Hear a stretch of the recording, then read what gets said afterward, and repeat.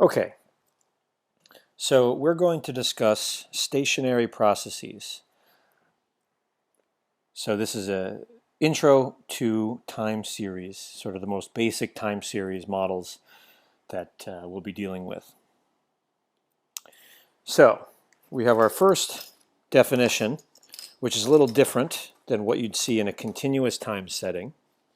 So a stochastic process is a sequence of random variables. So we want to think of random variables that are listed, so discrete time index. So you want to think of something like y1, y2, so on and so forth. Then a time series is a sequence of observations taken over time. So when you see time series, think data. Think you've seen something, some data points that are indexed by time. And generally, you think of time series as a sample from a stochastic process.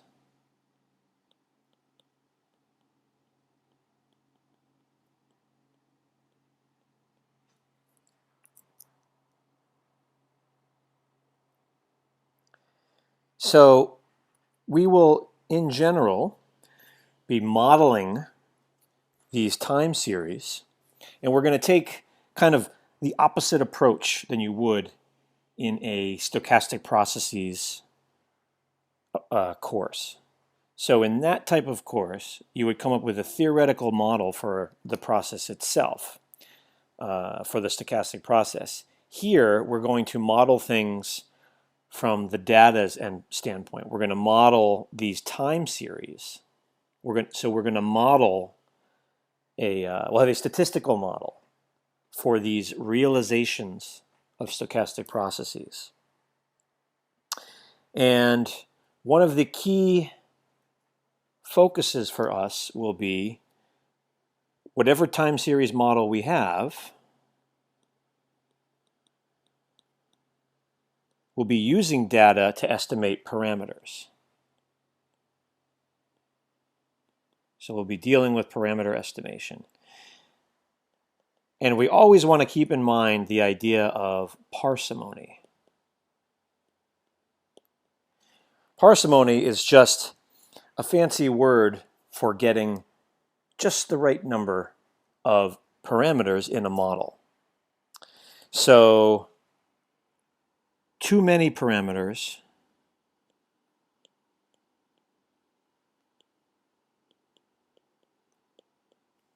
we tend to overfit the data. Kind of a classical example of that is if you think about something like polynomial interpolation. So imagine if we have this data and we decide to fit this data using a cubic polynomial in the least squares sense. So you'd probably get something like this. Okay? So that would be your cubic. But now, suppose that you increase the degree of the polynomial to something very high, then you get something crazy, something like this. And this is an example, so suppose this is your high degree, we'll say. Polynomial fit. In that case, what you've done is you've just chosen too many parameters, specifically the coefficient for each of the t to the n terms, and you've overfit the data. So that's part of this issue of parsimony. We don't want to have too many parameters because then we're overfitting.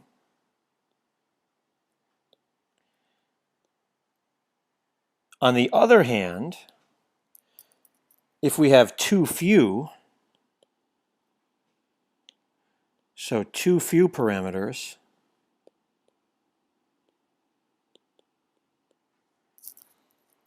we may underfit.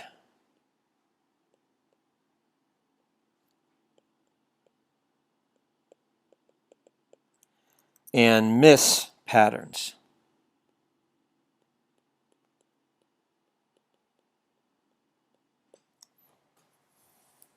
So in that kind of a case, you could imagine a similar picture.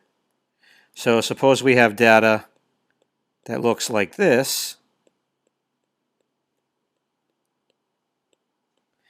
and we do a linear model, then you get some model that looks like this.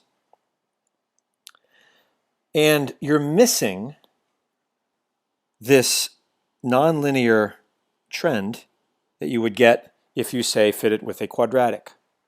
So this would be an example where you have too few parameters if you went with this linear approach.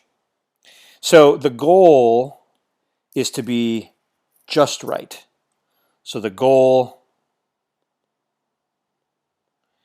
is to satisfy both of these ideas.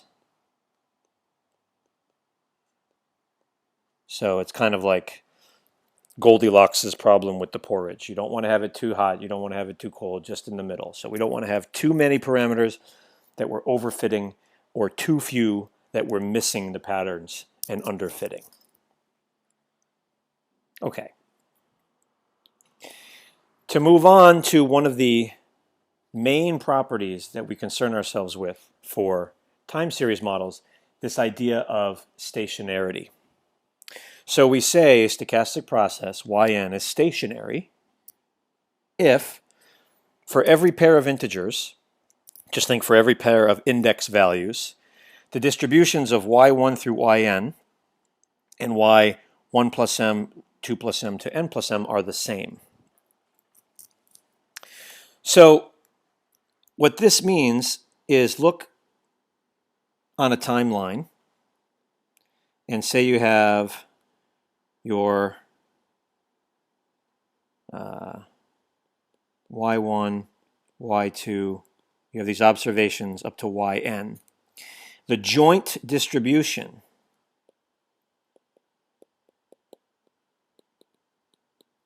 of these n random variables will be the same as if you take these random variables and you shift by m time units. So over here, you would have y1 plus m, y2 plus m, up to yn plus m. That is a set of n random variables that has some joint distribution. And for these to be for this process to be stationary, these two joint distributions need to be the same.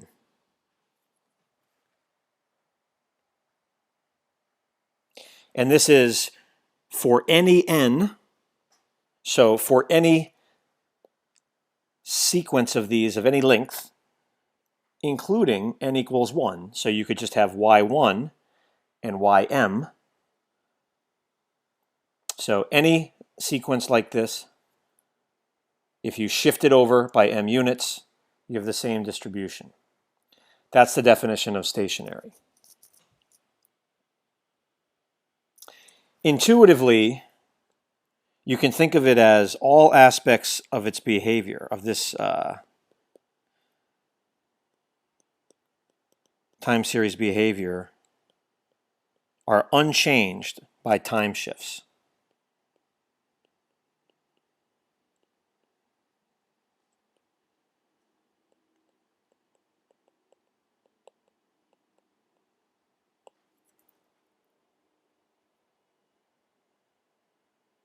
The probability distribution of n observations does not depend on their time origin. Another way you could say this. So the distribution of n observations does not depend on their time origin. The way I like to think of this, the intuition, is that the nature of the randomness is unchanging in time. So whether you take one of the YNs or a subsequence of them, all adjacent, it doesn't matter if you do it today, tomorrow, or next year. The distribution will be the same. So if you imagine that you're at every time step you're drawing some sample out of a bucket, the idea is that the nature of the randomness from which the bucket you're drawing from, it's not changing. So that's the idea of stationarity. Okay, now let's talk a little bit weaker. Of course, this is aptly named a weakly stationary process.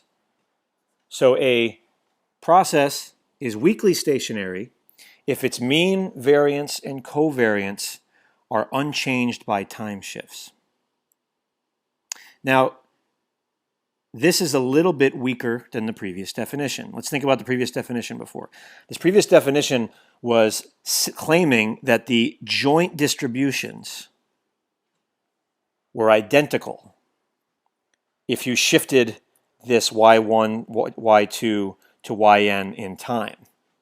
So you're shifting y1 to y2 to yn by m units. The key is you get the exact same joint distribution in either case. Here, we're saying something weaker. We're saying that you have the same mean, so every one of these yi's has the same mean, mu, the same variance, sigma squared, and the correlation between any two observations is some deterministic function rho that depends on the absolute value of I minus j. Rho is called the autocorrelation function. Okay. These two tend to be fairly intuitive. For any y in the sequence, you have the same mean and the same variance. Notice we're not saying the same distribution. So you could have two different distributions for y1 and y2, but as long as they have the same mean, the same variance, and this type of correlation structure, then you could have something weakly stationary. So it's weaker than having the same distribution for each of the yi's. Okay, this autocorrelation function, the way to understand it really is just to think of what this means here. So this rho of I minus j, if you think about what this is, we're saying rho is some deterministic function.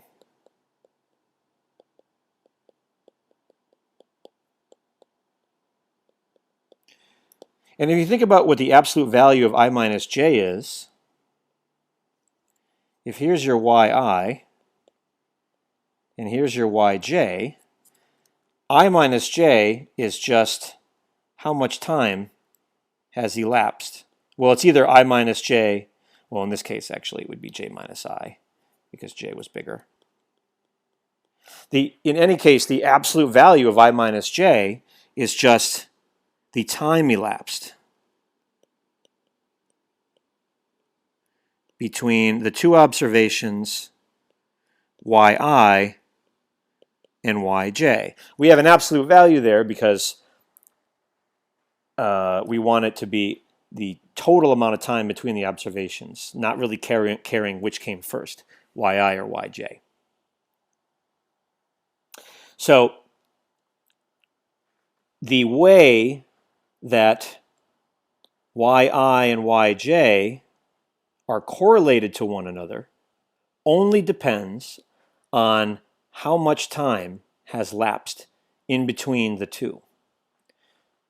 Usually, the bigger this amount of time, the less correlation you'll see between yi and yj. That's the typical way to think of this, usually what you see. So in most models, this kind of autocorrelation is decaying as the time between the two observations increases.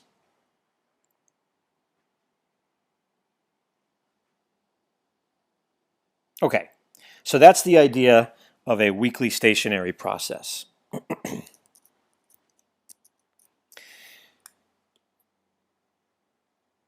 We have a little bit more to deal with for that. We have something called the autocovariance function, which once you understand autocorrelation, if you go back here, we call this autocorrelation, again, because it's how a process, how a observation in a process is correlated with a previous version of, or a previous term in the same process, hence the word auto.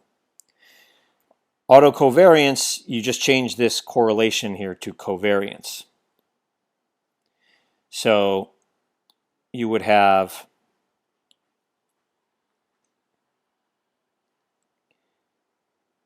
gamma of h, and for h, just think as the time difference, right? How much time has elapsed between observations yt and yt plus h. The autocovariance function is the variance times the autocorrelation function. If we plug in 0, we have sigma squared times rho of 0. And rho of 0, if you think back to the previous slide, rho of 0 would be the correlation of yi with yi, and any random variable is perfectly correlated with itself, so that rho of 0 is 1, and this becomes sigma squared. And then, of course, you can solve for rho of h. You can say rho of h is gamma of h over sigma squared. So the point is, once you know the variance and then the autocorrelation function, then you get the autocovariance function. Also, if you know the variance and you know the autocorrelation function, you get the autocovariance function. Hopefully I said that right. Okay, so this is the idea of weak stationarity. Now, it is very natural to look at a model like this and say, or look at this type of definition and say, this seems like a tall order for most real time series. So data coming from real life. And it is. It's a lot to ask to have a real life time series be stationary. So that's something to note, but there's a very cool way to still use stationary processes to model them. So many, we'll stick with finance. So many finance time series are not stationary.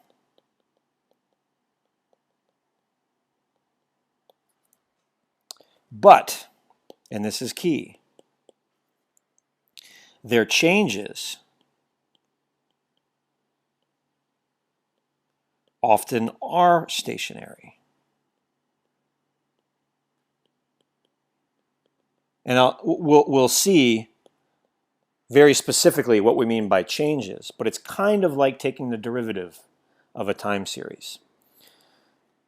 So what happens is, even if you have a real-life time series and you don't have evidence that it's stationary, you can start taking differences of it, think like taking derivatives, until you get something that looks like it may be stationary. And then you can model things using stationary time series. So there are ways around dealing with non-stationarity and still using stationary models. Looking ahead a little bit, we end up with a class of models called ARIMA models. And in these cases, we can model such time series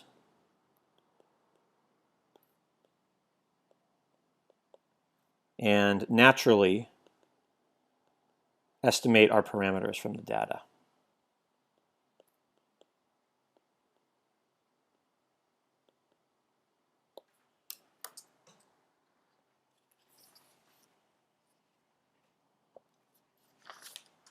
Okay.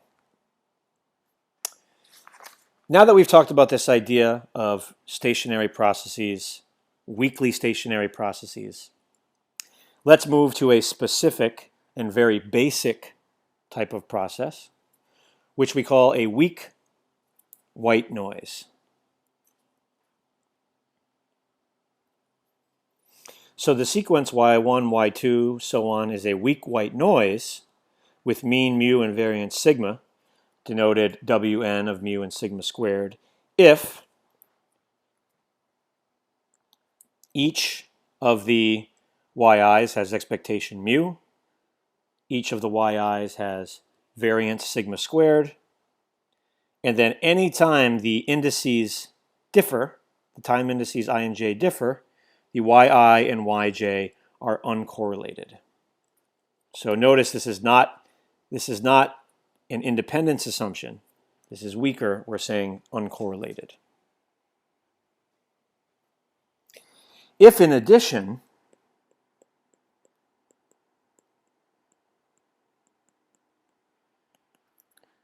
the yi are independent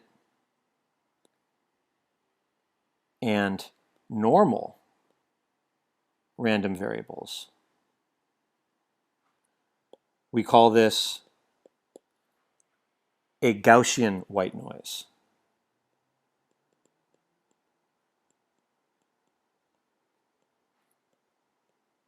Which we will use a lot.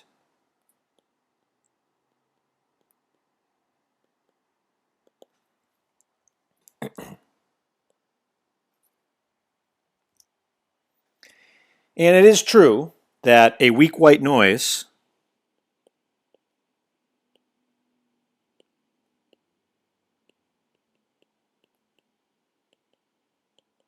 is weakly stationary.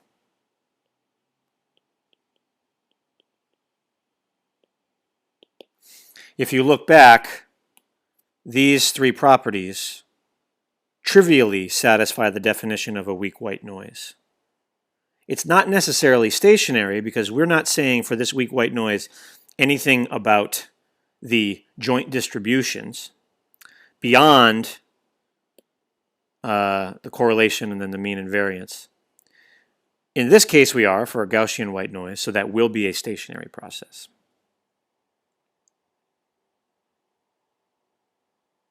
Specifically for these two cases, we have the autocorrelation function, of course, at 0 is 1. For h that are non-zero, it's 0. And that means our autocovariance function at 0 is sigma squared, sigma of h, that's also 0 for h non-zero.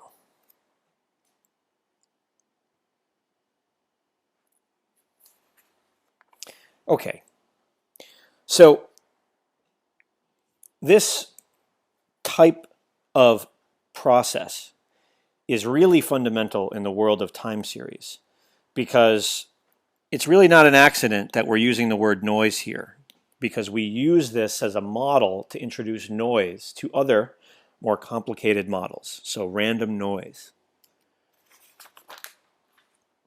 Okay. So now let's imagine you have an actual sample.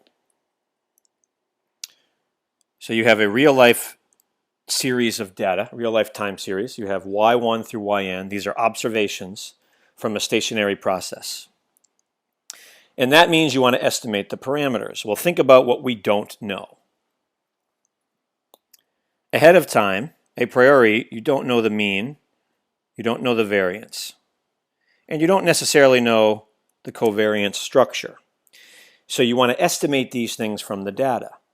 And the standard estimators are, here, you just take the sample mean. That estimates mu. Remember, mu was the expectation of the yi. To estimate the variance, then you're just taking the sample variance, right? So this is estimating the variance of yi.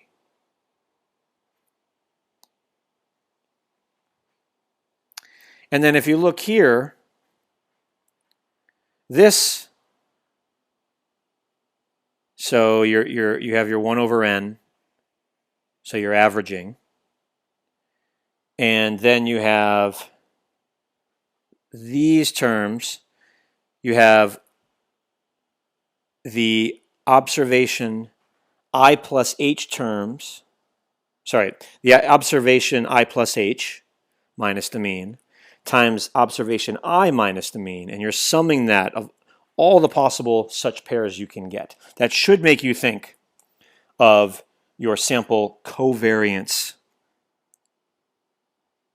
This, of course, depends on h, and you have an h showing up in the summation because you have the larger h's, the fewer such pairs you can create. So you also may choose to divide by n minus h instead of n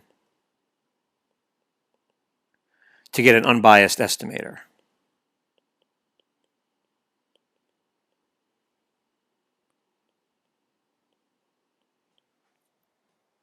But usually the idea is that n is much larger, can estimate these parameters.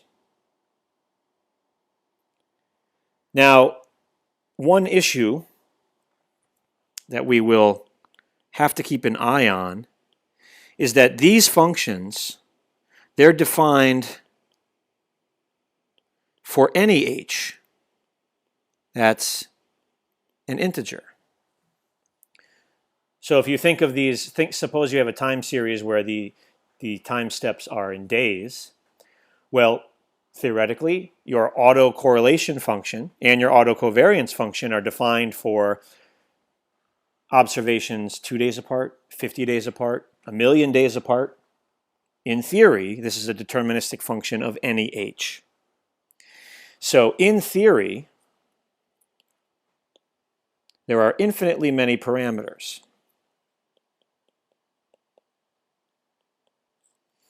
So in theory, gamma of h and rho of h have infinitely many parameters.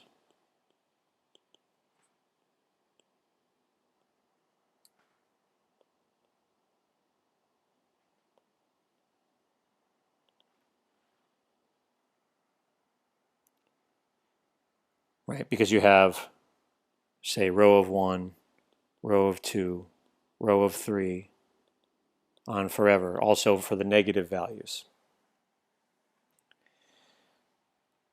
So this is an annoyance that we will have to deal with when using real data, but one help in this is the set of models that we mentioned earlier in the very beginning, these ARIMA models. And so that will be the next topic of discussion to further elaborate on this material.